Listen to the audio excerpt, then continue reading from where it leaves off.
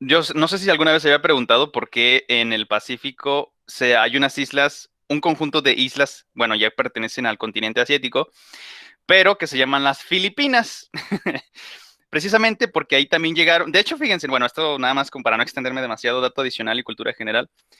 Aquí en Guadalajara, el camino López, la avenida López Mateos, antes de que se llamara de esa manera, cuando todavía nos encontrábamos siendo colonia hispana del Imperio Hispano, que se extendió prácticamente, de hecho fue el primer imperio global, y no lo digo, no estoy exagerando, es en serio, pero los anglosajones ya saben, ¿no? De repente les da envidia y todo, y no, nosotros fuimos el primer imperio global, pero no, en realidad fueron los hispanos, fuimos nosotros. Entonces la avenida López Mateos, si se fijan inclusive en las águilas, ya ven que existe, pues ahí está TV Azteca, me parece, y otras cosas, y hay unos monumentos que les llaman, pues las águilas. Si ustedes leen allí, y de hecho es totalmente cierto porque lo corroboré, dije, ah, caray, qué interesante, esto sí no lo sabía hace algunos años, ¿no? Entonces resulta que ese caminito antes se llamaba Camino Antigua Manila. Manila, pues es la capital en este caso de las Filipinas. Entonces me llamó mucho la atención y empecé a indagar históricamente y resulta que sí, efectivamente, aquí Guadalajara, cuando se fundó por parte de las huestes de Nuño de Guzmán, encontraron el camino hacia el sur para llegar al puerto de Colima y que a partir de allí navegaran los galeones y llegaran a las Filipinas, que también eran parte de la posesión del Imperio Hispano. Por esa razón, y como también existía tránsito entre las Filipinas y la costa del litoral del Pacífico mexicano, pues hubo un intercambio de habitantes de las Filipinas y del litoral.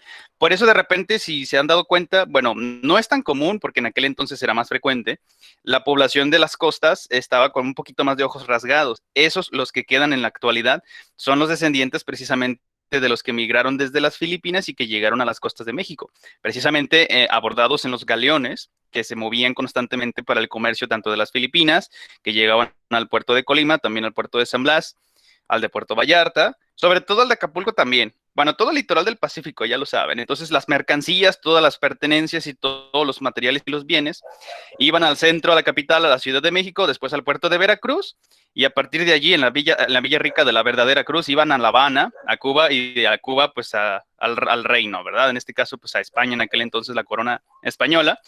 Y bueno, entonces todo esto se originó a partir de los nombres de un servidor y de nuestro estimadísimo tocayo, las Filipinas, precisamente por el rey Felipe, que en ese momento que era el soberano, que cuando llegaron a estas islas, pues también tomaron posesión y dijeron, ah, pues aquí se va.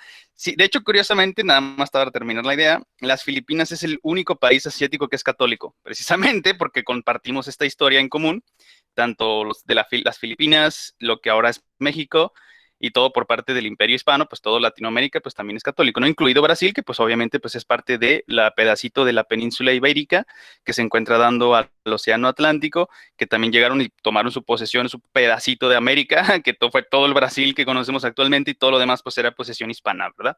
No quiero entretenerme mucho en la historia, pero es bastante interesante lo que cuando la conocemos.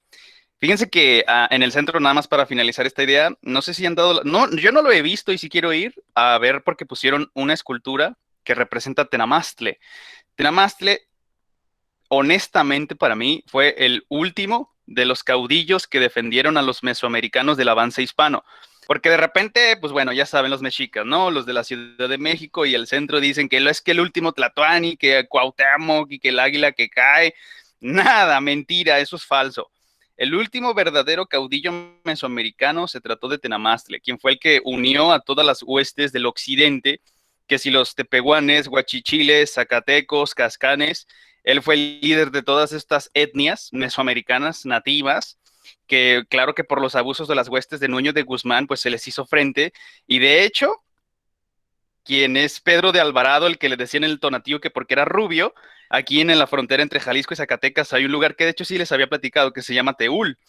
Allí es en donde hicieron la última resistencia a los verdaderos mesoamericanos que le llamaron como la Guerra del Mixtón.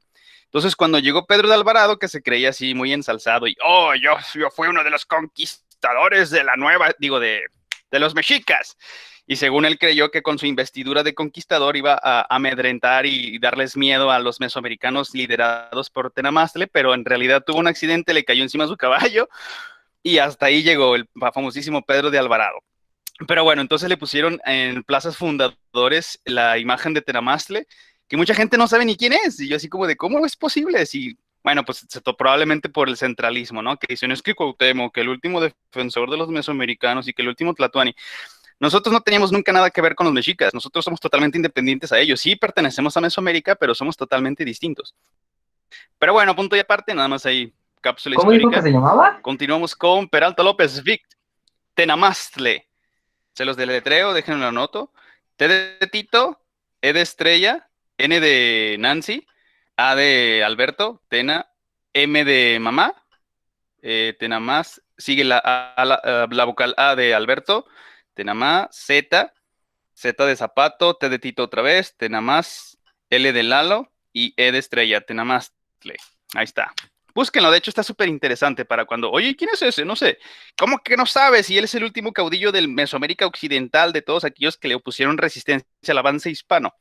Pero bueno, ahí les dejo nada más la importancia histórica del por qué Tenamastle y por qué se los menciono y que todos deberíamos de saber y conocer y entender. Pero punto y seguido, rapidín y rapidón, vámonos de preguntón a recapitular rápidamente nada más. Vamos a seleccionar a nuestra estimadísima Gloria Chanet, que está muy participativa el día de hoy, que me da muchísimo gusto. Oh, Buenos días, ¿cómo está usted? muy bien, eso.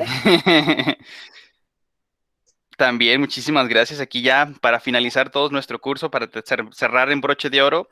Por favor, estimadísima Gloria, nada más recuérdenos qué es la atmósfera y cuáles son sus principales gases que lo conforman. Por favor, hablando de lo de las presiones y que si pesa el aire o no pesa y todo esto, para que a usted también ya lo pueda explicar de una manera muchísimo mejor, más eficiente y entendible.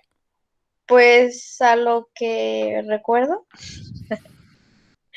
es lo de la capa Ok, de gas, ¿no? ok, ¿Sí me una capa de escuchan? gas, ¿dónde está Ajá. o cuál, Pues es su en función arriba, o dónde? Para que aclarar un poquito más, ¿por qué no? arriba del Arriba cielo. de su casa, de su... ¿En el espacio exterior? O Ajá. bueno, ahí les va, ¿no? Bueno, nada más estoy jugando con las palabras con usted. Nuestro planeta, bueno, lo dividimos así como en el caso de nuestra atmósfera en diversas capas, digo, pues para facilitarnos de qué estamos hablando, en qué lugar, en qué posición y demás. Nuestro planeta, pues obviamente también es la excepción. Todo donde nosotros nos ponemos, inclusive lo que está sumergido bajo el mar, todo eso de roca es a lo que litos es roca. Por eso electrolitos, cuidado y atención con los términos, por favor. Ya, a ver, bueno, no, esta pregunta no es para usted, discúlpeme, pero déjeme le anoto porque esto sí también me interesa porque aparte es pregunta de examen, ¿verdad? Lo último que vimos del sistema vascular, o más bien del aparato circulatorio, electrolito. Pero entonces nos estaba platicando, estimadísima Gloria Chanet, que la atmósfera, ok, por ahí mencionó algo clave, aire, ¿no? Que los gases y todo esto. Ok, perfecto. ¿Dónde está ese aire? Es lo que estábamos aclarando nada más en este punto. Todo lo que es roca de nuestro mundo, de nuestro planeta, a eso le llamamos la litosfera. Esfera, por el sufijo, que pues es este cuerpo donde es pues, nuestro mundo, es el globo terráqueo. Y esa roca que conforma el suelo donde nosotros nos posamos, donde caminamos, eso es la litosfera, los cerritos, las montañas, los volcanes, toda la orografía y demás, eso es parte de la litosfera, de la parte roca, de la parte dura de nuestro mundo. Entonces es la parte sólida. Ahora, con esa misma lógica, si esa parte dura, es decir, donde los átomos se encuentran más fusionados, bueno, no fusionados, perdón, más pegaditos uno con otro, la litosfera, ¿cómo le llamarían ustedes con esa misma lógica y nomenclatura? Quedémonos con esfera, que sería el sufijo. ¿Cómo le dirían al estado líquido de nuestro planeta? El estado sólido es litosfera. El estado líquido, cómo le dirían? ¿Cuál sería el prefijo? Y empieza con la consonante H, que es muda. ¿No les Hidrósfera. podría decir más? Bueno, para en este caso la pregunta... ok, excelente, qué buena capacidad de deducción. Esto nada más orientando a nuestra estimadísima Gloria Chanet. Entonces, parte dura o parte rocosa, litosfera. Parte acuosa, hay 3/4 partes de la superficie de nuestro mundo que estamos observando inclusive aquí en nuestra imagen. Esa es la hidrosfera. Perfecto. Por lo consiguiente, todo lo que sea en estado gaseoso, es decir, la siguiente estadio de la materia, si ya dijimos el sólido, litosfera, el líquido, en este caso la hidrosfera, faltaría mencionar el gaseoso, eso es la atmósfera. Entonces, siendo un poquitín más específicos, nada más estoy orientando a nuestra estimadísima Gloria Chanet, si nos dijera, ¿es toda la capa de gas o toda la capa de aire? Digo, está bien, no hay ningún problema, porque ya sabemos que aire pues, es el cúmulo y la combinación de los gases que conforman nuestra atmósfera, que se encuentra inmediatamente después de la litosfera. ahí sí no hay temor a equivocarnos, porque independientemente de que si está cubierto de agua o no, a menos que nuestro mundo esté completamente sumergido, entonces en ese caso habría que hacer una pequeña precisión y decir, todos los gases o la capa de gases o todo el aire que se encuentra en la parte superior de la hidrosfera. Pero como no es el caso, afortunadamente, porque si no, entonces aquí lo que estaríamos haciendo seríamos seres acuáticos y pues entonces nos comunicaríamos de alguna otra manera, ¿verdad? Pero como afortunadamente somos terrestres y no hay necesidad de nada de eso, podríamos decir que es todo lo que se encuentra en la parte superior de la litosfera. ¿Por qué? Porque esa es la primera capita, la de roca, de lo que está, por eso nuestro planeta pues es un planeta rocoso. La litosfera, si se sumerge, pues tiene la hidrosfera y todo lo que se encuentra en la parte de encima, todo ese aire, todos esos gases, esa es la atmósfera. Perfecto, muy bien definido, estimadísima Gloria Janet, y gracias por la participación de que nos aclararon el término y el concepto para referirnos a toda la masa del océano, que sería la hidrosfera. Litosfera y atmósfera, ya nos queda súper claro. Si se fijan, si lo jerarquizamos, también tienen un orden, como si fueran capas o estratos, como en el caso de uno de los tejidos fundamentales de nuestro organismo, que sería en el caso de los epitelios. Epitelio estratificado. Nuestro planeta también está estratificado. Digo, si lo vemos así, si hacemos la analogía como si fuera un ser vivo que está conformado por distintos componentes, que en nuestro caso, pues serían los tejidos especializados, ¿verdad? Entonces, regresando con el tema de la atmósfera, pues ya sabemos, litosfera, hidrosfera y todo lo que está rodeándola por encima, todos esos gases, es la atmósfera. Por favor, Gloria Janet, y le prometo que la dejo tranquila. Esta es nada más específica para usted. ¿Cuál es el mayor constituyente gaseoso de nuestra atmósfera? Es decir, ¿qué elemento es el que se encuentra presente en mayor magnitud? ¿Sí se entiende, Gloria? Más o menos. Se la pongo más sencilla. Yo. ¿Cuál es el gas que se Mira, encuentra ya en va mayor a proporción? participar mi compañera Fabiola. Ahí vamos, ahí vamos. Bueno, ok, pues Joe Epsetel to the rescue de nuestra estimadísima Gloria Janet. Por favor, Joe Epsetel, Claudia Fabiola, ¿cuál es el mayor constituyente de nuestra atmósfera? El nitrógeno. Ah, entonces sí eres. Encuentra por... Sí, por eso les digo, no es... está bien equivocarse, no hay ningún problema, no estamos en examinación y tampoco los estoy evaluando en este momento, al contrario.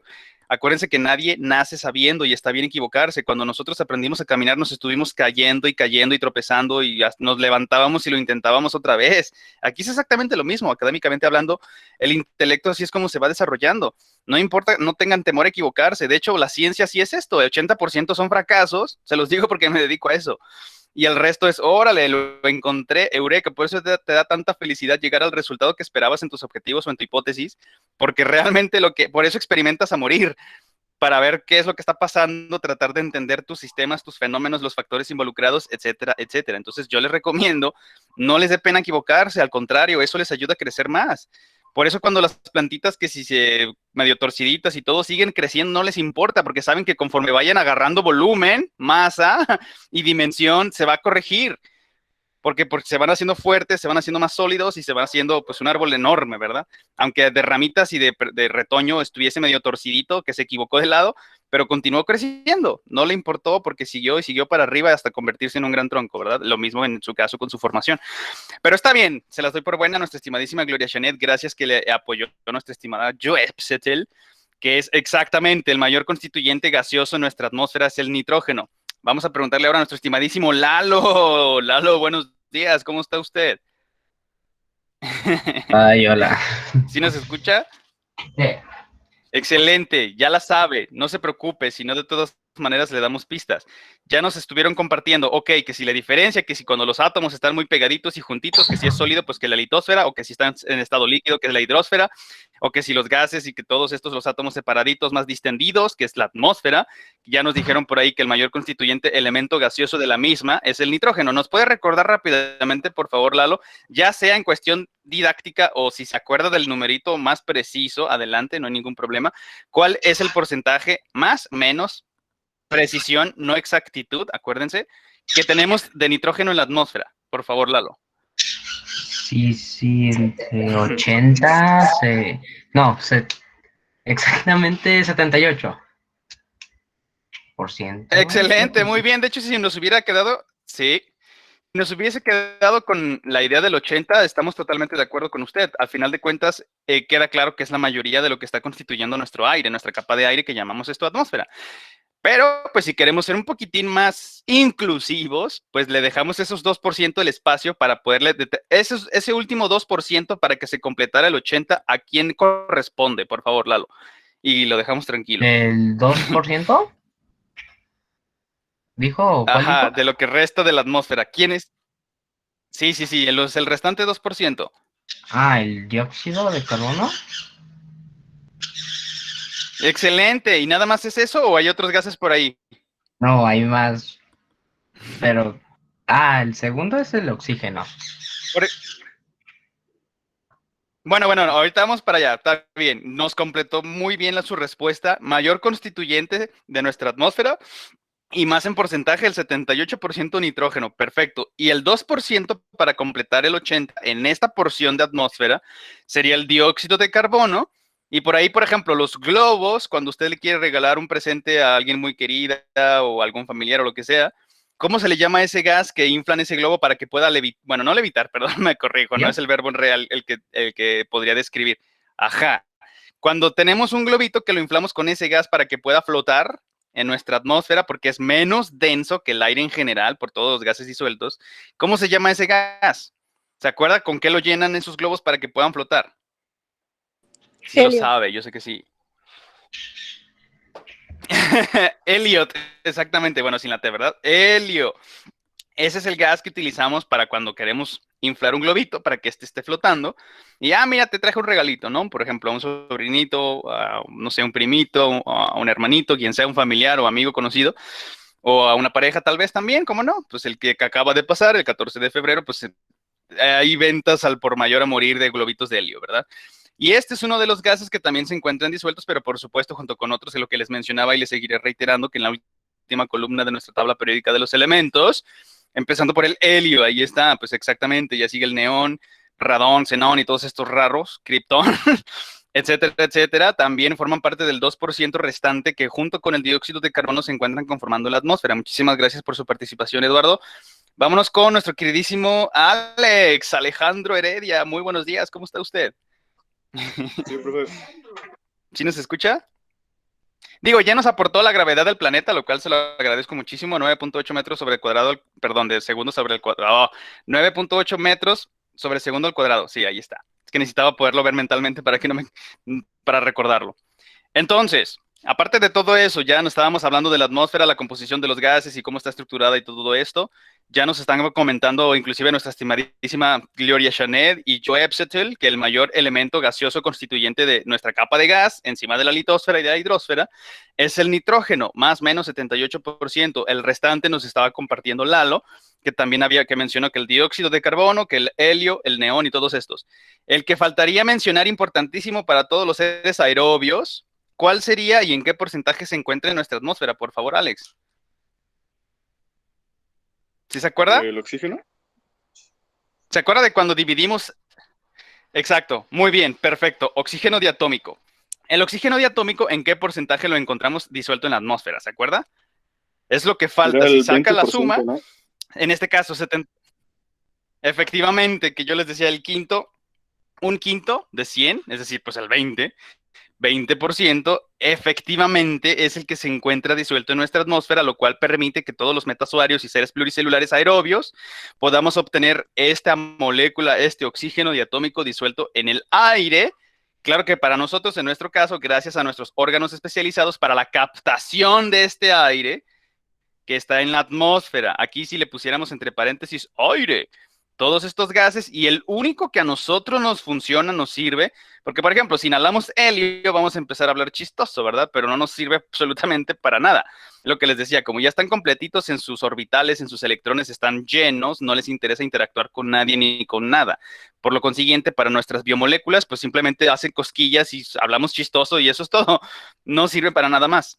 Pero aquí el gas interesante, importantísimo para nuestra fisiología y mantenimiento de nuestra homeostasis es precisamente el oxígeno diatómico. Bueno, aquí entre paréntesis O2. Perfecto, muy bien, excelente, estupendo.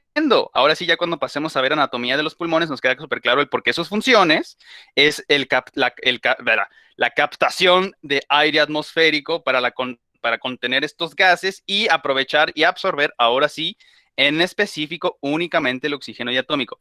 Bueno, con cuestión de las presiones, yo creo que ya queda claro, conforme nos vayamos sumergiendo a mayor profundidad, pues mayor presión, porque hay más agua encima de nosotros. Nada más rápidamente, pregunta para todos, general. ¿Cuántos metros de profundidad aumenta una atmósfera adicional de presión? ¿Sí queda clara la pregunta? 10. Yes. Dijo 10. Ok. Pensé que nos estaba contestando en inglés. Perfecto, así es, tiene toda la razón. Aquí rápidamente, 100 metros, ¿cuántas atmósferas adicionales de presión son al cuerpo humano? 100 metros. No dije total de presión, dije nada más adicionales. Si queda clara la cuestión, ojo con atención con los términos.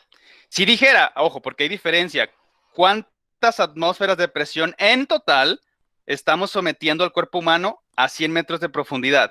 No es lo mismo que les pregunte, ¿cuántas atmósferas adicionales presentan 100 metros de profundidad? ¿Sí se entiende la diferencia entre una y otra?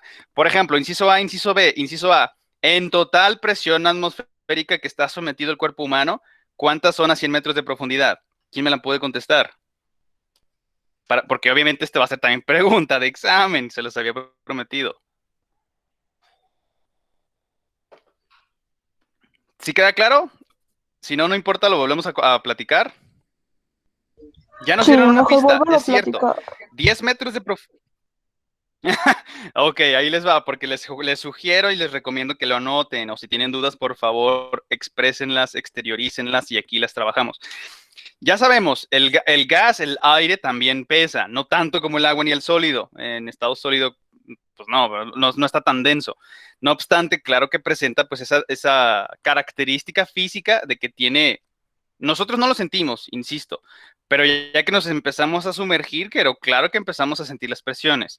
Entonces, la presión atmosférica pues es entrecomillado despreciable para nosotros. ¿Por qué? Porque ya lo sabemos, nuestros cuerpos perfectamente bien diseñados, inclusive el hueco, el espacio vacío que cuando nosotros somos neonatos y damos nuestra primera bocanada de aire que respiramos, que nacemos, que normalmente, bueno, nos dan una nalgada o algo para que normalmente lloremos y empecemos a respirar y que entren en acción y salga todo ese líquido amniótico contenido que se encontraba en nuestros pulmones que tiene que ahora llenarse de aire.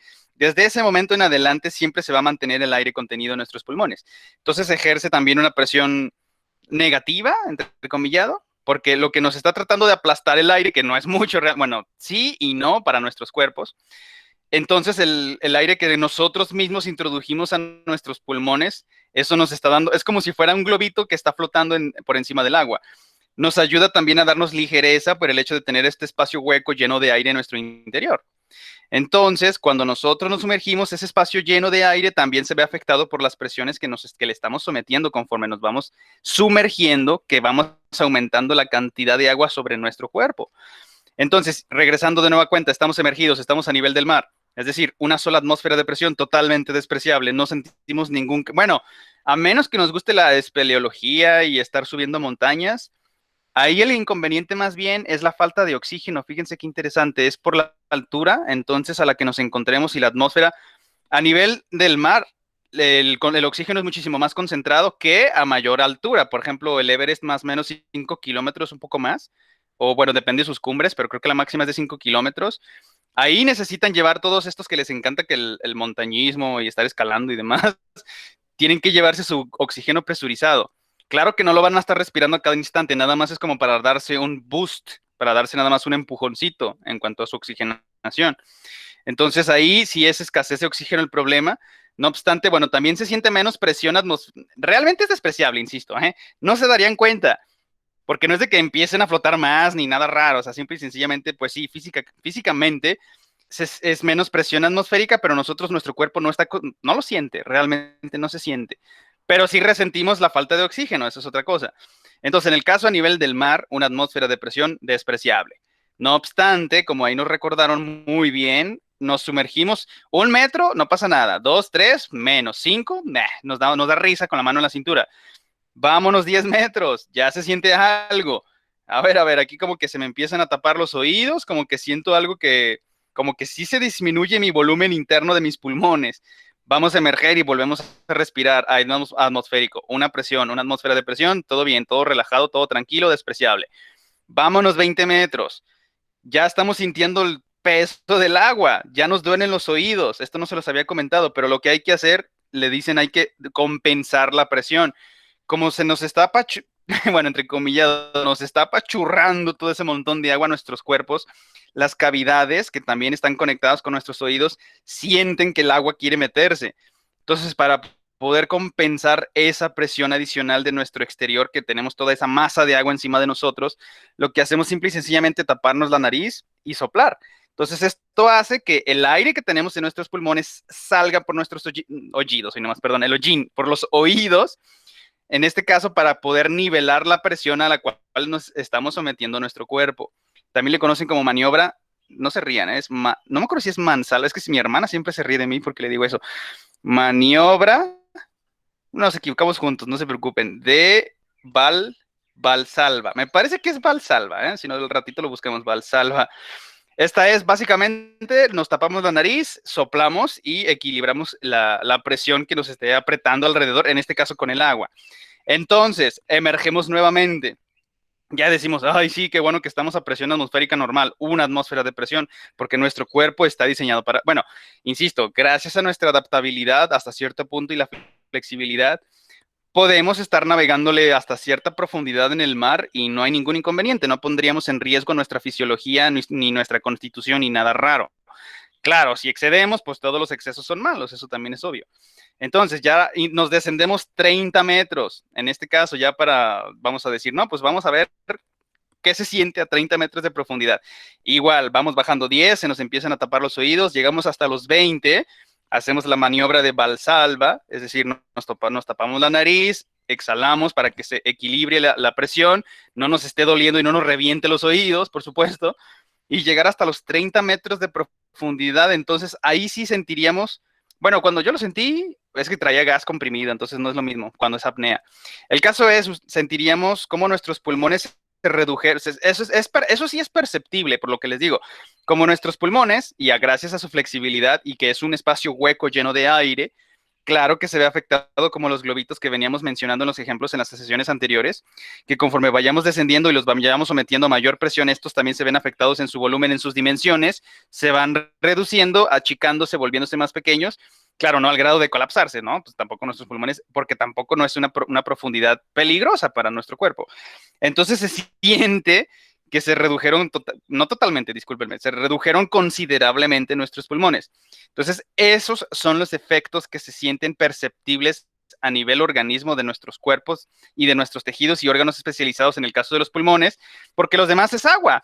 O sea, sigue siendo agua, la sangre, el plasma sanguíneo, ya lo conocemos muy bien. No obstante, claro, pues también se ven un poquitín apretujadines por el hecho de la presión a la cual estamos sometiéndolo cuando nos estamos sumergiendo, pero quien más lo resiente son nuestras cavidades, nuestras oquedades en el caso de nuestros pulmones que están conteniendo el aire atmosférico. Entonces, una vez que ya emergemos nuevamente, nuestros pulmones empiezan a distenderse, se extienden debido a que ya no se están sometiendo a la presión de la cual estamos por el agua, todo lo que nos rodea, todo lo que nos está aplastando. Entonces, con esta recapitulación, en términos generales y sencillos, si ya dijimos, cada 10 metros de profundidad, ojo, es una atmósfera adicional, palabra clave adicional, porque si yo les preguntara, y en el examen obviamente los voy a querer confundir, si la pregunta en específico dice cuántas atmósferas totales de presión está sometido el cuerpo humano a 100 metros de profundidad, ¿quién me puede contestar esa pregunta?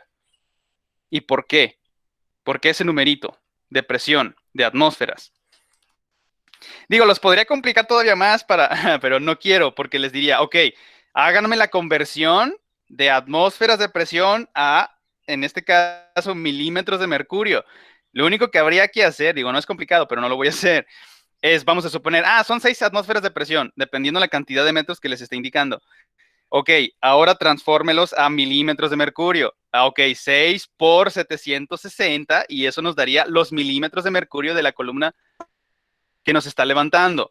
Pero no lo haremos, no los quiero confundir. Nada más quedémonos sencillo con solamente una atmósfera de presión Adelante, por favor, nos iban a contestar. La última y nos vamos a su receso. Miren, porque nos quedan como 3 diapositivas nada más. Entonces, 100 metros de profundidad, ¿cuántas atmósferas totales estamos sometiendo al cuerpo?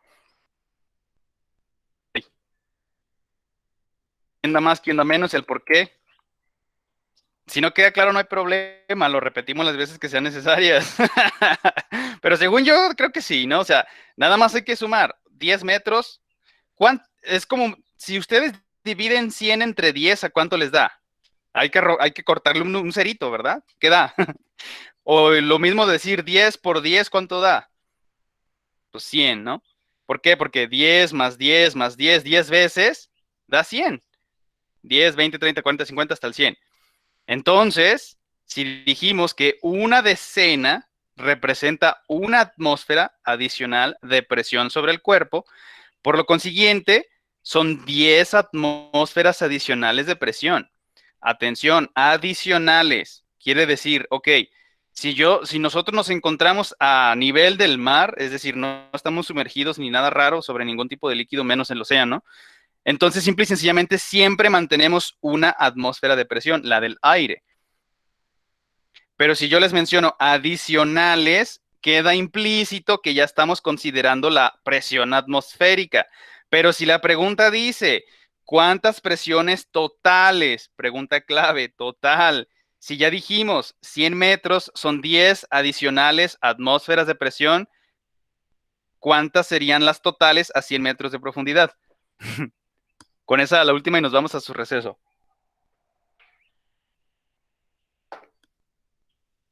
¿Pueden ser qué? ¿20? ¿15? ¿9? ¿Cuántas son en total? 10 más ¿cuántas? ¿Cuántas atmósferas tenemos? ¿Sí siguen aquí? ¿Me desconecté o qué? Ok, entonces 10 más ¿cuántas? Lo que acaba de decir. Efectivamente, así de sencillo, así de claro, según yo, ¿verdad? Pero insisto, si se los pregunto en el examen y por eso lo estamos haciendo aquí. Entonces, adicionales son 10. ¿Por qué? Porque son 100 metros. Totales son 11. ¿Por qué? Porque son 10 de la columna de agua, o sea, los 100 metros de agua, 10 atmósferas adicionales más, en total, la de aire. Son 11. Claro, no se las voy a dejar tan simple, no van a ser 100 metros, van a ser 20, pueden ser inclusive a medios números. Así que mucho cuidado, por favor. Por eso les insisto que si no queda claro, me lo digan en este momento. Entonces, bueno, rápidamente, ya para finalizar con todo esto de las presiones, ya sabemos una decena de metros de profundidad es una atmósfera adicional. Si decimos cuántas en total, es esos 10 metros, 1 más la atmósfera de gases, la atmósfera normal de nuestro planeta, serían 2. O adicional 1. Cuidado con esas palabras, por favor, porque obviamente por ahí para confundirlos va a ser que se lo encuentren y se lo topen de esa manera. Puede haber medias cantidades como 25, 35, 55. A ver, pregunta capciosa. Si llegamos a una profundidad, vamos a dejarlo sencillo, 10 metros, ya sabemos que es una atmósfera adicional. Si llegamos a 5 metros, ¿eso es o no es una atmósfera adicional? No. Efectivamente, no lo es. ¿Por qué? Porque es menos agua. Es menos, digo, sí, tiene que ver, pero no se siente tanto porque no es tanta agua como si fueran otros 5 más, ¿verdad? Es decir, 10 metros en total. Entonces, si por ahí alguna respuesta aparece dependiendo del planteamiento, insisto, hay que prestar mucha atención con lo que sea que se nos esté solicitando. Pero si no son 10, o sea, no son decenas completitas, no es una atmósfera adicional. Mucho cuidado con eso nada más. Rápidamente, entonces, ya sabemos, pregunta general, ¿cuáles son las funciones de los pulmones? Ya lo saben. Digo, si se me van a lo específico particular, bueno, está bien, pero vámonos un pasito atrás, vámonos primero de lo general a lo particular, o de lo general a lo específico. ¿Para qué me sirven los pulmones? ¿Para flotar? ¿Son mis flotadores para nadar o qué? ¿O nada Contiene más gases porque quiero atmosféricos. inflar el pecho? Excelente, muy bien. ¿Y cuáles son esos gases atmosféricos con los cuales nos conviene o más bien necesitamos para estarlos intercambiando en nuestros pulmones? Por favor, Citlali. ¿Sí se entiende Oxígeno la pregunta o fui muy diatómico rápido? y CO2. Excelente, muy bien. ¿Y cómo le llamamos a ese fenómeno de intercambio? Hematosis. Excelente, perfecto, lo tiene bien dominado. Muy bien. Usted misma, para pasar a la siguiente diapositiva, ¿cómo se llama y qué tipo de músculo es el que acompaña el movimiento de nuestros pulmones? No sé. Sí me... No, Claro que lo entendí. sabe. Ahí va otra. Diego me ayudó. No sé cuál Ahí es. le va. Ese músculo que estamos viendo en nuestra animación. No escuché a Diego, perdón. ¿Nos puede repetir, por favor? Diafragma. ¿Cómo se llama ese músculo? Muy bien, ¿y qué tipo de músculo es? Puede ser, no Músculo sé, me puede decir esquelético. laxo, sólido. Excelente, muy bien, perfecto. Así es, el diafragma siempre va a encontrarse acompañando el movimiento de nuestros pulmones en cada inhalación y exhalación. Y este también se trata de un músculo estriado esquelético o estriado o combinado, no importa, es una sinonimia, todo muy bien. Perfecto. Nos habíamos quedado aquí la última vez rápidamente. ¿Cómo se llama eso? Bueno, ya le pregunté mucho, Citlali, discúlpeme. No sé si, no, ¿está por ahí Fernandita? Fernanda, buenos días, ¿nos escucha? Bueno, no nos sorprende, ¿verdad? Entonces, preguntémosle a Laurita. Laurita, buenos días, ¿nos escucha? Sí, profe, buenos días. Excelente, perfecto. Pues gracias por contestar al llamado. Por favor, Laurita, ¿cómo dijimos que se le llamaba a eso que estamos señalando? Donde se juntan tanto la fosa nasal, bueno, no la fosa nasal, sino por donde pasa el conducto nasal y el oral. Lo que está más alejado si tomamos como punto de referencia nuestros pulmones. Exacto, perfecto, muy bien. Usted misma, ¿cómo se le llama entonces? Bueno, la estructura cartilaginosa que nos permite, que no permite, perdón, el paso que no sea aire hacia la tráquea. ¿Se acuerda cómo se llama ese cartílago? Epiglotis. Excelente, muy bien, perfecto. Bueno, este es el hueso hioides. ¿Esto qué sería? En su totalidad el embudito, pregunta general, que está hecho con toda esta estructura cartilaginosa, que sirve de protección para nuestras vías respiratorias. ¿Cómo dijimos que se llama? Que donde se encuentra adherida también la glándula tiroides. Nada más le cambia la consonante. Lo más alejado, esto es lo más, entrecomillado, cercano a nuestros pulmones. ¿Qué consonante le cambian por cuál? Laringe. Efectivamente, esa es la laringe, donde se encuentra el cartílago más grande. ¿Cómo se llama el cartílago más grande de la laringe? Pregunta general, que también la voy a hacer de examen, porque no es la primera vez que lo mencionamos. ¿Cómo se llama ese cartílago? Esto de aquí que parece un escudo. Empieza con la consonante T y termina en oides. Tiroides. ¿Oíla? Tiroides. ¿No? Efectivamente, ya ven que sí saben, ahí está. ¿Cómo se llama ese conducto por donde nosotros deglutimos, ingerimos y pasamos líquidos y sólidos masticados? O pastillas, tal vez, no sé, algo sólido. ¿Eso qué es? ¿Esófago? Así es, no lo diga dubitativa, dígalo con toda la confianza del mundo, es el esófago. Por ahí pasa todo el bolo alimenticio y los líquidos y lo que ingerimos hacia el estómago.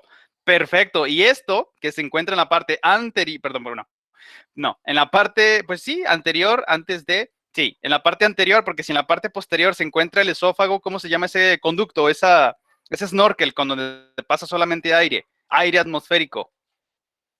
Eso que estamos señalando ahí, empieza con la consonante T, de Tenamaxle. Tráquea. Efectivamente, ya ven que sí saben, vámonos, ¿cuáles son las funciones de la faringe? Bueno, no se crean. Faringe, aquí están estas dos secciones en las que nos encontramos en la parte oral y la parte de la nasal. Por eso, nasofaringe, la parte superior. Esto es lo que nos estaba comentando, preguntando, según recuerdo, nuestra estimadísima Citlali. No lo quise adelantar para verlo en este momento, pero así es, si se fija, es en realidad el conducto por donde tiene que trasladarse el aire para llegar a la epiglotis, que ésta permita su ingreso por la tráquea. Bueno, primero que nada, que pase por la laringe. Es más, así se ve mi cursor, ¿verdad? Respiramos por aquí. De hecho, siempre la respiración, lo más aconsejable, y para eso está diseñado de esta manera, es hacerlo por nuestras fosas nasales. Porque aquí tenemos precisamente todas estas vellosidades que funcionan a manera de filtro. Porque si nosotros inhalamos por la boca, pues lo que sea que se encuentre ahí, todo el polvo, digo, de por sí, todos los días, digo, eso no es ninguna excepción ni desconocido, nos tragamos 2 cucharadas soperas de polvo al día. Por eso les recomiendo y les sugiero que siempre respiren por la nariz. Digo, y más cuando también hagan ejercicio. A menos que, bueno, nos falte condición y necesiten un poco más de bocanadas, pues bueno, puede ser, ¿no? Pero lo más recomendable siempre es la inhalación a partir de las fosas nasales. Porque todo ese polvo, todas esas partículas, todas esas esporas, todo lo que está transportándose por el aire, quedan adheridas, atrapadas en primero que nada, nuestro primer filtro, las vellosidades. Por eso de repente también las mucosidades, las cosas secas que se empiezan a acumular y formar allí, precisamente es la protección que nos está ofreciendo nuestras fosas nasales. Entonces ingresa al aire, llega, pasa a la faringe, todo este conducto, eso, el prefijo, si se fijan, el sufijo, es decir, en blanco, lo que tenemos al final de la palabra, forma parte de la faringe, lo que está más far away de los pulmones, del sistema respiratorio. Lo que está en la boca oral es la orofaringe. Si se fijan, bueno, no puedo decir es el mismo conducto, pero sí conducen al mismo, o a la misma, al mismo lugar, al mismo sitio anatómico. Ya estamos, si ya sea que estemos hablando de la nasofaringe o de la orofaringe, entonces cuando pasa y llega la epiglotis, aquí está, por eso le decimos laringofaringe. Probablemente yo lo habían escuchado en algún otro lugar, estoy completamente seguro, pero si se fijan, sigue siendo lo mismo. Acuérdense del ejemplo del Kinder Sorpresa, faringe. Si lo rompemos, ok, acuérdense de los estratos. Si estamos hablando de la parte dura de nuestro planeta, le decimos litosfera. Si le estamos hablando del agua, es la hidrosfera. Y si estamos hablando del aire, es la atmósfera. Y todo junto con pegado lo juntamos en el Kinder Sorpresa, planeta Tierra. Exactamente de la misma manera, faringe. ¿De dónde estamos hablando? Conducto nasal, conducto oral o donde ya llega la epiglotis, laringofaringe. Así de sencillo. Entonces aquí ya queda explicado lo que nos preguntaba nuestra estimadísima Citlali. ¿Para qué es? ¿Para qué sirve? ¿Por qué le decimos así? Porque por ahí pasa el aire, por ahí se conecta, llega, se conduce, se mete por la laringe y llega a la tráquea hasta llenar a los pulmones. Así de sencillo. Es el paso del aire. Función principal, pues nada más eso. Permitir, no tiene por qué estar obstruido, a menos que, bueno, por las mucosidades, que por las células caliciformes y que están secretando la mucina o entrecomillado, bueno, el moco. Esto lo están excretando, expulsando, moviendo y trasladando hasta llegar de nueva cuenta a la región nasofaríngea, para que a partir de ahí nosotros, bueno, obviamente, pues siendo educados, nos sonamos la nariz y sacamos todo aquello cochinero que nuestro propio cuerpo se ha estado excretando, ha estado sacando para que no esté ahí en su interior, ¿verdad? Así de sencillo. Laringe, ¿de qué está conformada? De nueva cuenta, ¿quién de sorpresa? Laringe. Es decir, este embudito, este escudito, esta estructura cartilaginosa, que es la que presenta precisamente la protección de las vías respiratorias. Es la primera línea de defensa, comenzando por la epiglotis, por eso lo tenemos aquí. Laringe, se rompe Kinder Sorpresa, ¿qué es lo que aparece? La epiglotis, atención que todas estas forman o están conformadas por estructuras cartilaginosas, atención con este detalle. Entonces la epiglotis, digo, pues por decirlo de una manera muy burda, es como la tapadera del baño. Cuando hacemos uso del sanitario, pues la levantamos, ¿verdad? De la misma manera se abre la epiglotis cuando ingresa al aire.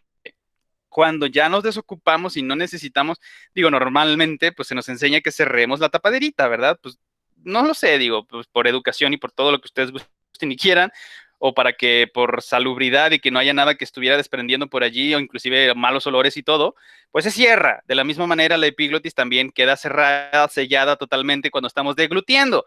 Y sin importar si es algo medio sólido, masticado, que ya estuvimos machacando con la masticación, o si es algo que nosotros estamos ingiriendo como en forma de líquido. Se cierra de cualquier manera y una vez que estamos respirando, ya sea por la boca, por la región orofaringe o nosofaringea, normalmente, que tiene que ser así, entonces ahora sí, se permite el ingreso, abre la epiglotis, se mete por la laringe, se conduce por la tráquea y llega a los pulmones. Así de sencillo. Ahí está, función, para que lo anoten, digo, también nuestra estimadísima Citlali y todos los demás. Función de la faringe, es una conexión, es un conducto, es un pasadizo por donde tiene que transportarse el aire por nuestra respiración, es decir, nuestra inhalación, que introducimos aire atmosférico, ya sea que lo estemos haciendo mediante nuestra nasofaringe por este conducto, que para eso es, o si nosotros lo hacemos por la boca, orofaringe, llega a la laringofaringe, entra por la epiglotis, de nueva cuenta laringe, tráquea, conexión naso, oral, esofágica, ahí está, pero obviamente pues el aire no se tiene que conducir al esófago, sí pasa y no hay ningún problema. Por eso cuando de repente nos empanzurramos con el aire, pues ¿qué es lo que normalmente ocurre? Pues lo ¿Por ahí alguien, algún comentario, alguna pregunta? ¿Todo bien? Creo que era ruido de fondo entonces. Sí, ok, bueno, perfecto. Entonces, regresando, ahí está, corte sagital, lado derecho de todas las estructuras del sistema respiratorio, la faringe, sus conductos, sus lados por donde está pasando el aire, que es una conexión tanto por la nariz, por la boca y para posteriormente llegar a la laringe, que se ingrese por la epiglotis. La laringe, este embudito, esta estructura, esta forma que tiene donde también se encuentra adherida, nada más que no tiene nada que ver con el sistema respiratorio o el aparato respiratorio, ya todos los tejidos involucrados en el contacto con el aire atmosférico, pero no obstante se encuentra ahí adherida en esa estructura que dijimos que se llama glándula, ¿qué? Porque se encuentra en el mayor cartílago de esta estructura de la laringe. ¿Cómo se llama esa glándula que secreta la calcitonina, por ejemplo? O la paratiroidea. Ah, qué torpe, les acabo de decir el nombre. ¿Glándula cómo entonces? Empiezo con la consonante T, del cartílago más grande. Por eso les digo, si estamos... Tiroides. No. Es efectivamente, cuidado ahí, exacto. O sea, no digo que no forma parte de, pero la pregunta no era esa, sino cómo se llama esa glándula que se encuentra adherida, adosada, pegadita, agarradita, abrazadita, como ustedes gusten y prefieran, del cartílago más grande que presenta la laringe, que en este caso se trata de la tiroides. Por eso nombre y apellido. Si solamente decimos tiroides, lo inmediatamente, bueno, yo supondría, sugeriría que lo que se les tiene que venir a la mente son el sistema respiratorio. ¿Por qué? Porque la tiroides es parte de la laringe que protege las vías respiratorias. Ahora que si decimos glándula, nombre, apellido tiroides, ok, no tiene nada que ver con el sistema respiratorio, en el único excepción que se trata de que se encuentra ahí en esa porción de ese cartílago perteneciente a la laringe. Pero nada más, no es que aviente nada por el aire, ni tampoco le importa que pase el aire, simple y sencillamente se aprovechó de la estructura anatómica que presentamos en esa posición para poderse localizar y ahí hacer sus funciones, que tienen que ver con comunicación endocrina, que ya los conocemos perfectamente bien, que tiene que ver con la secreción de sustancias químicas que se conducen por el torrente sanguíneo. Así de sencillo. Anatomía básica general sencilla, ya sabemos entonces, ahí está, este embudito, eso es la laringe, este cartílago, ese es la tiroides. Pero si decimos glándula tiroides, entonces es ese tejido especializado de secreción de sustancias que se encuentra adosado, aquí pegadito, ¿dónde está mi cursor? Aquí, en la tiroides de la laringe. Atención nada más allí, porque los puedo confundir con alguna pregunta de examen al respecto. ¿Para qué nos sirve la laringe? Función principal, lo que veníamos diciendo, y lo repetimos de nueva cuenta, protección de vías respiratorias. Pregunta general, ¿quién es el encargado de que permita únicamente el paso del aire por la laringe y se conduzca por la tráquea? También es una estructura cartilaginosa. Y empieza con la vocal E. Efectivamente, así es, la epiglotis que se ubica en la laringe.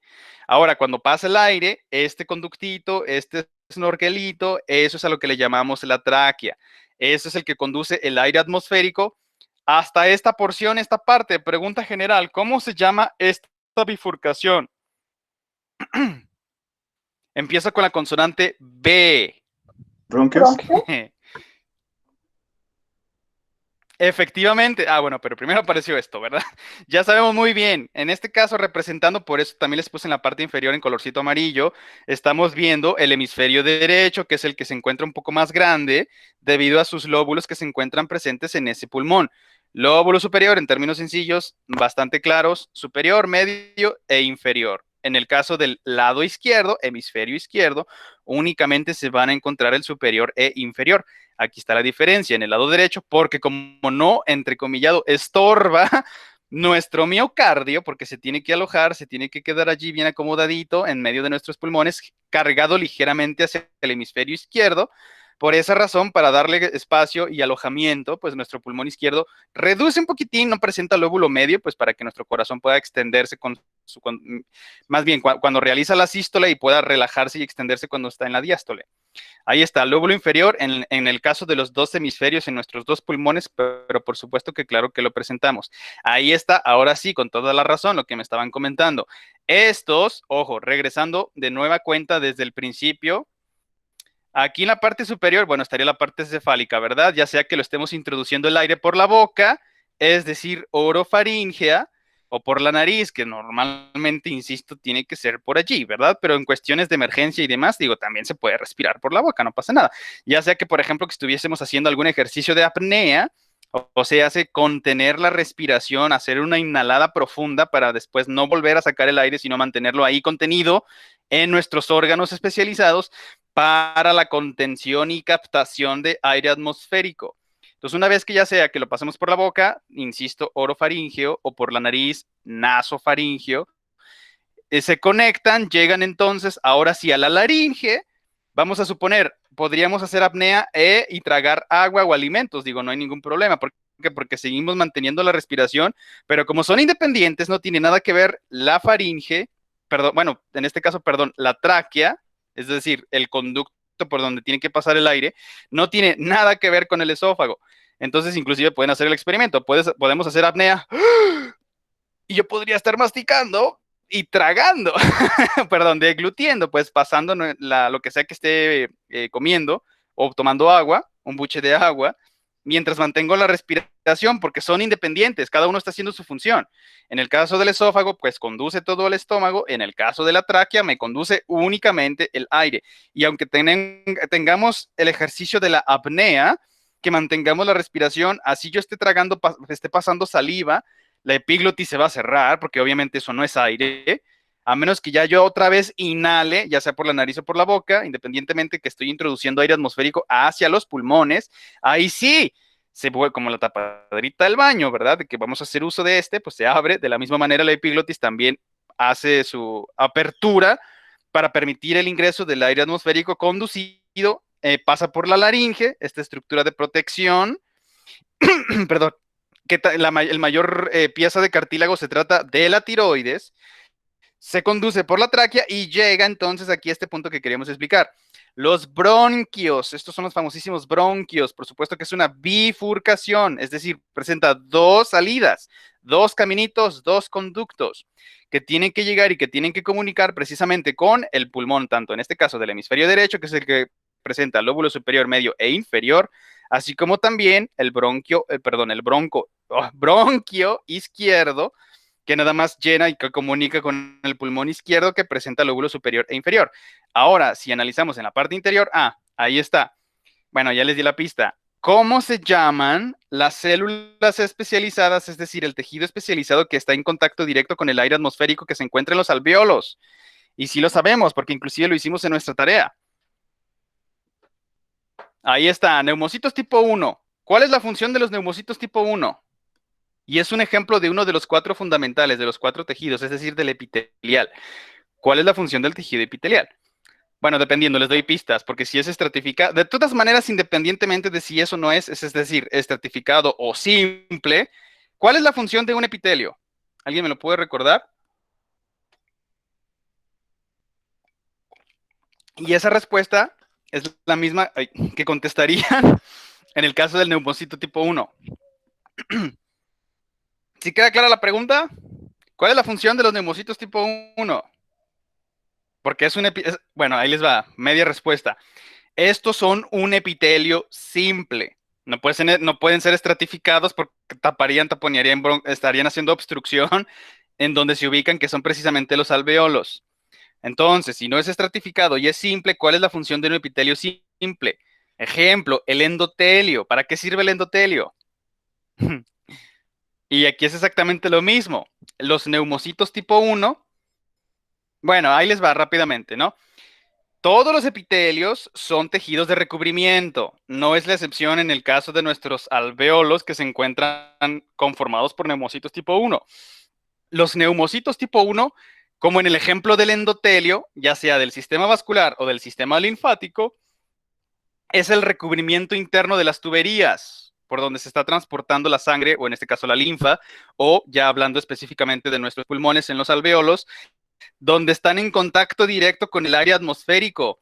Tienen que estar ahí recubriendo para que no haya fugas, ni que tampoco haya cosas raras ni fenómenos extraños que puedan estar perjudicando o no haciendo práctico o eficiente el fenómeno de hematosis, o sea, el intercambio de oxígeno diatómico de la atmósfera por el dióxido de carbono proveniente de nuestro metabolismo celular, del ciclo de Krebs, de la fosforilación oxidativa, de todo lo que ya conocemos perfectamente bien de nuestros organelos celulares, que se excretan medio extracelular, son excretados, exocitosis, son captados, recolectados por las hematies, regresan por la circulación sistémica de nueva cuenta para regresar mediante la circulación pulmonar y estar irrigando los alveolos, que están conformados por un epitelio simple por células denominadas neumocitos tipo 1.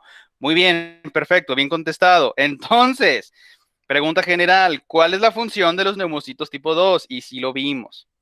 ¿Alguien me lo puede contestar? Si no, ahorita seleccionamos a alguien.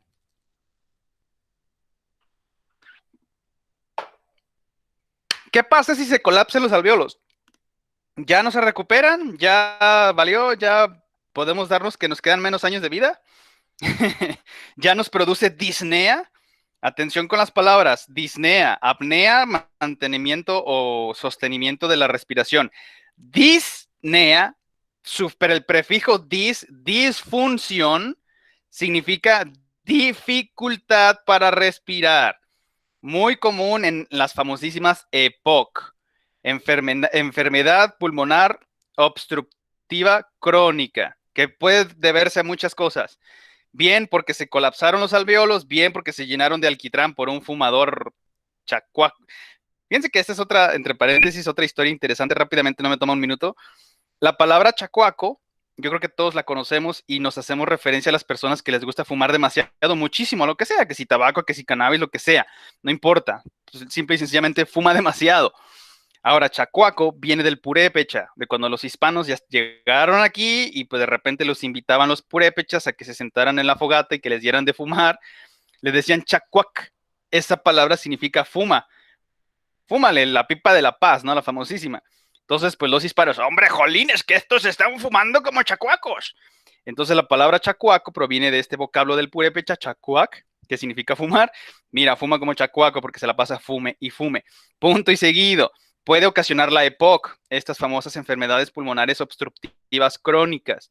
¿Por qué? Porque se están colapsando los alveolos, que están conformados por neumocitos tipo 1. Pero, ¿cuál es la función? Aparte de estar conformando el tejido del alveolo, ¿qué dijimos que secretaban los neumocitos del tipo 2? Sustancias que, y empieza con la consonante S, y termina con antes. S antes. ¿Se acuerdan cómo se llaman esas sustancias y por qué las secretan los neumocitos tipo 2 cuando se colapsan los alveolos? Claro, cuando no están pegados por alquitrán o sustancias pegajosas del producto de la combustión de los gases que estamos mezclándolos y metiéndolos en los alveolos. Cuando es por cuestiones naturales, claro que puede volverse a, entrecomillado, inflar.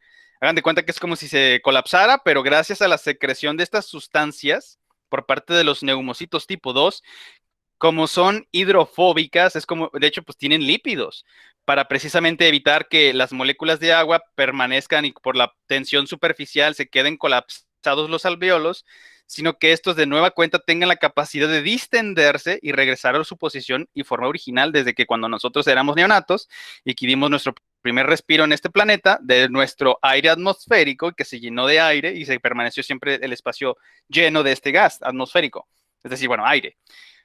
Entonces, ¿alguien me puede recordar? Si no, seleccionamos, a ver, a nuestro estimadísimo, aquí no. Efectivamente, con la consonante S, surfactante, sustancias surfactantes producidas por los neumocitos tipo 2, lipoproteínas. ¿Por qué? Porque presentan precisamente naturaleza hidrofóbica, no se mezclan con el agua, no tienen por qué hacerlo. Si lo hicieran, no sería posible que cuando se colapse el alveolo pudiera volver a regresar a su posición original para seguir captando aire atmosférico. Efectivamente, entonces, como son preguntas de examen, rápidamente, por favor, ¿quién me puede recordar cuál es la función del neumocito tipo 1? ¿Y cuál da, inciso A, inciso B, función del neumocito tipo 2, que lo acaba de decir bien nuestro estimadísimo tocayo? ¿Qué hace el neumocito tipo 1? Recubrimiento. Excelente, por lo tanto, es ejemplo de qué tipo de tejido, de los fundamentales. Usted misma, por favor, Citlali, recuérdenos. ¿Se queda clara la cuestión? Exacto, ¿estratificado o simple?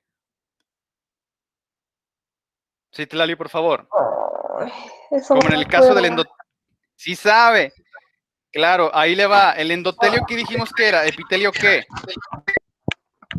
¿Simple?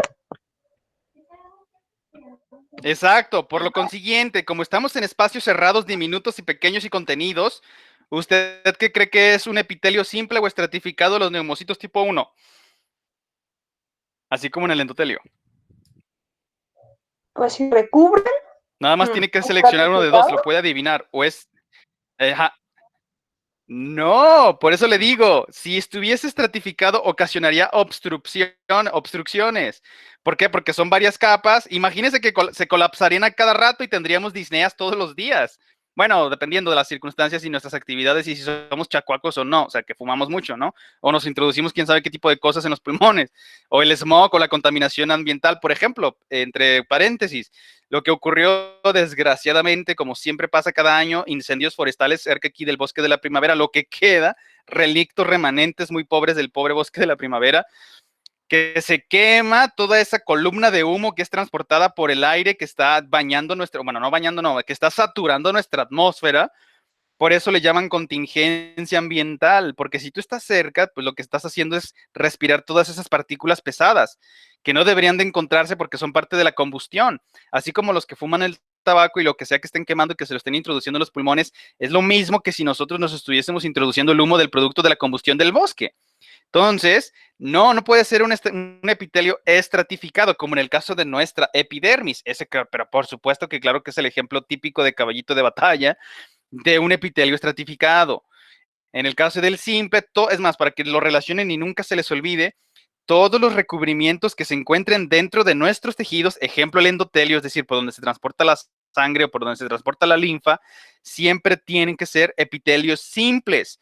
De la misma manera, de la misma forma, en el caso de nuestros pulmones, los que conforman nuestros alveolos, son ejemplos de tejidos epiteliales simples.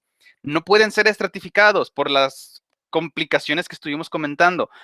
Si se colapsa, va a ser más difícil porque tiene mucho tejido, tiene mucho grosor, tiene que ser muy fino, tiene que ser sencillito para que ahora sí exista mayor captación de aire atmosférico. Mientras más grueso, menos hueco, menos espacio disponible para que se pueda meter el aire, pero mientras más delgadito, más capacidad, más volumen de aire tendríamos para poder ingresar a nuestros pulmones. Por esa razón es un tejido epitelial simple. Ahora, para finalizar, inciso B, ¿cuál es la función del neumocito tipo 2? Ya lo dijeron, ¿qué secretan y por qué? ¿Para qué sirve? ¿Sustancias qué? Pregunta, es más, vamos a seleccionar... Excelente, estupendo, tan aguerrido y valiente como de costumbre nuestra estimadísima Citlali. Sustancias surfactantes, que dijimos que eran de qué naturaleza, de cuáles dos biomoléculas está conformada las sustancias surfactantes, que son hidrofóbicas. Para empezar, ¿cuál es la hidrofóbica por excelencia? ¿Cuál de las biomoléculas que componen nuestras células? Citlali, por favor. ¿Si queda clara el planteamiento? Pues repelen el agua. Bueno, exactamente, así es. Repelente al agua, que no le gusta el agua, que no... Así es, exacto. Entonces, Eso significa hidrofóbico. Ajá. Exacto, por lo consiguiente, para que lo relacionen y no se les olvide, sustancias surfactantes producidas por neumocitos tipo 2 ubicados en los alveolos de nuestro sistema respiratorio, es decir, de los pulmones, que son los órganos especializados para la captación de aire atmosférico, son las sustancias surfactantes compuestas por lípidos, número 1, ¿por qué? Porque son hidrofóbicos, no les gusta mezclarse con el agua, gracias a su naturaleza físico-química, de que no se están mezclando con agua, al momento de un colapso de un alveolo, gracias a que está esa capita de lípidos, no únicamente lípidos, también acuérdense del mayor componente estructural de todas nuestras células, las proteínas.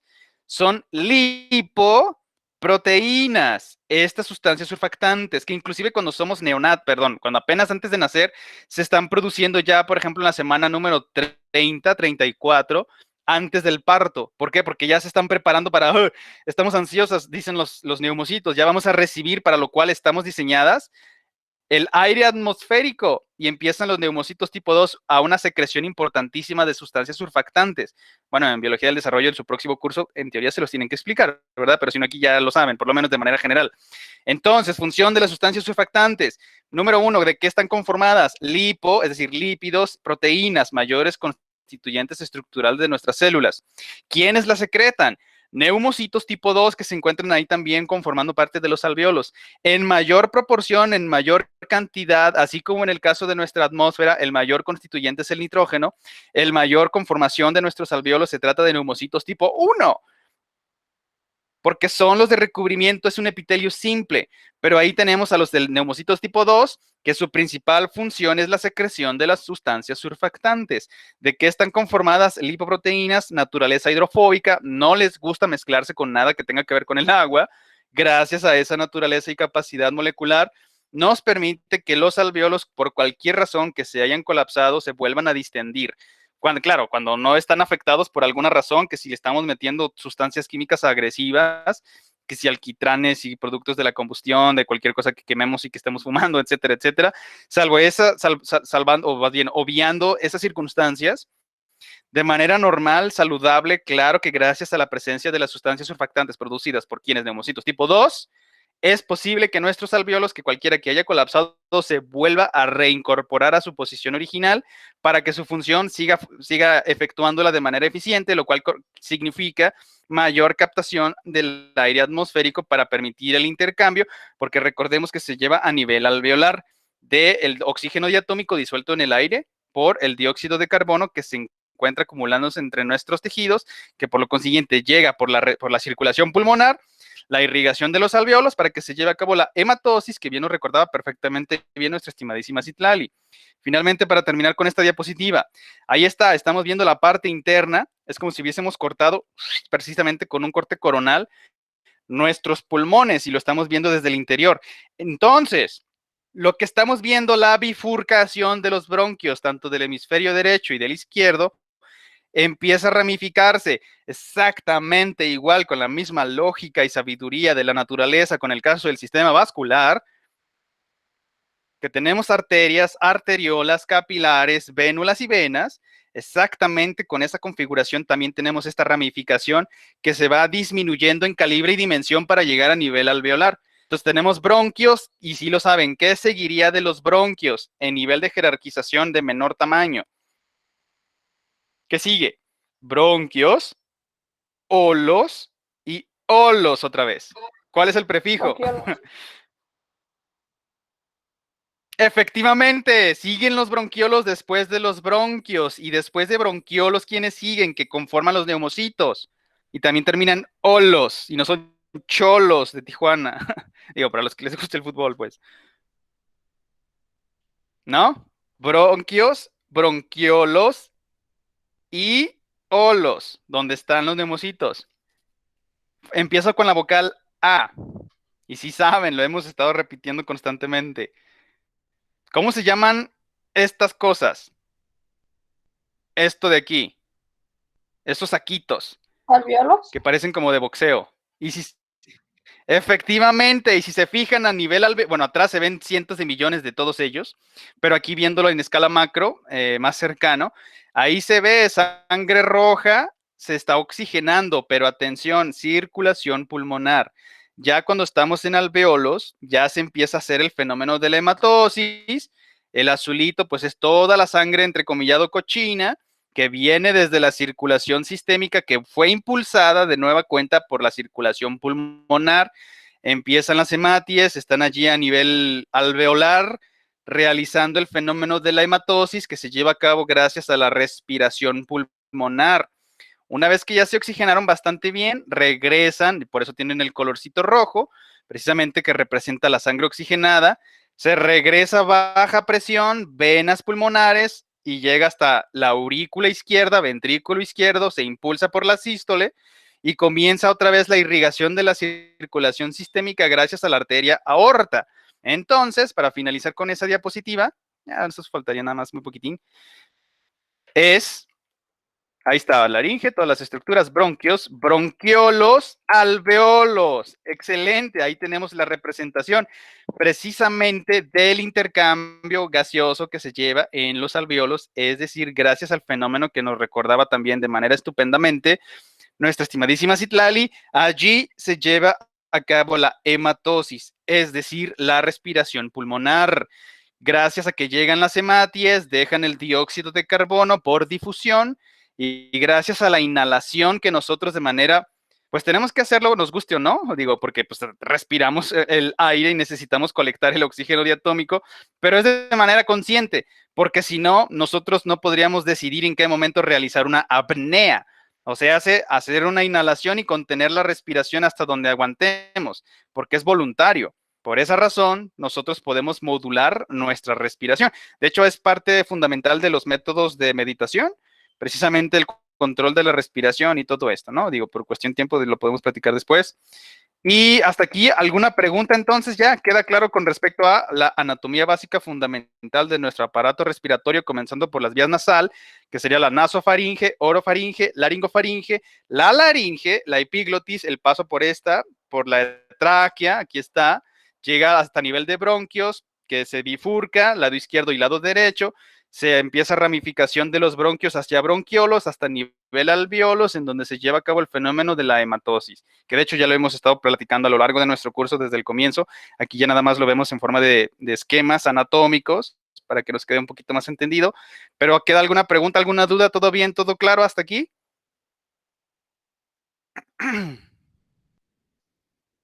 Sí. Medios dormidones, ¿ah? Pero sí. Bueno, pues si les parece, digo, porque como que ya no les funciona el micrófono. Muchísimas gracias a todas y a todos ustedes por su participación, por su asistencia, por su paciencia, por su puntualidad. Mañana no nos vemos, mañana viernes, pero el sábado sí.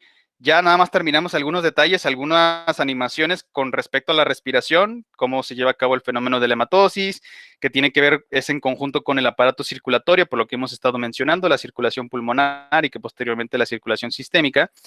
Y pues nada más terminamos ya y podemos dar comienzo, porque como ya no tenemos tarea que revisar, la primera hora, los primeros 15 minutos terminamos del aparato respiratorio, el resto ya revisamos lo que nos hace falta del aparato digestivo, para comenzando la semana lunes y martes, terminar lo que nos haga falta, miércoles aplicamos examen, jueves cerramos y pues ya más tardar el viernes tienen su calificación final. Muchísimas gracias, les reitero, cuídense muchísimo, nos vemos el sábado. ¿Sale? Gracias. A sus órdenes, Jeff Sattel. Que estén muy bien, cuídense. No, me conecté como 10 minutos después, pero ya no supe si se me puso asistencia o no. Claro que sí, sin problema. Sus compañeros la respaldaron y me comentaron que tenía dificultades con su computadora, que porque se reinició y estaba en eso, pero sí le puse la asistencia. No hay ningún problema. Pues gracias por estar presente y por estar atenta, y ya tiene su asistencia sin inconvenientes. ¿Sale? Ok, gracias. Nos vemos el sábado. A ustedes, cuídense, hasta pronto.